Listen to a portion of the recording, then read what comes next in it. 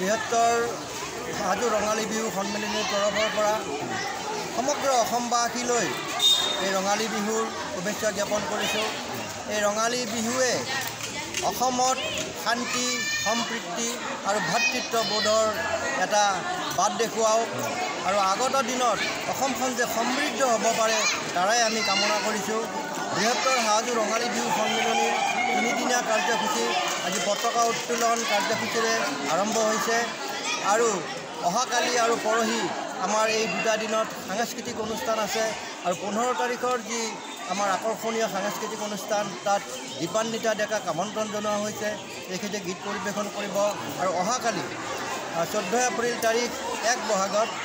আমাৰ স্থানীয় যিসকল শিল্পী আছে সেই শিল্পীসকলক আমি ইয়াত গীত মাত পৰিৱেশন কৰাৰ আমি সুবিধা প্ৰদান কৰিম আৰু পৰহিলৈ এই অনুষ্ঠানৰ এই বিহু অনুষ্ঠানৰ সামৰণি হ'ব। হয়, আজি ইছলাম ধৰ্মীয় লোকসকলকো মানে অতিথি হিচাপত আমন্ত্ৰণ কৰি সম্ভাষণ জনাইছে, কি ক'ব? চাওক, আপোনালোক আটাইয়ে জানে যে হাজো হ'ল শান্তি সম্প্ৰীতিৰ মিলনভূমি, ঐক্যৰ মিলনভূমি আৰু সেইকাৰণে আমি পমক্কাৰ খাদিম চাহাব আৰু পঞ্চতীৰ্থ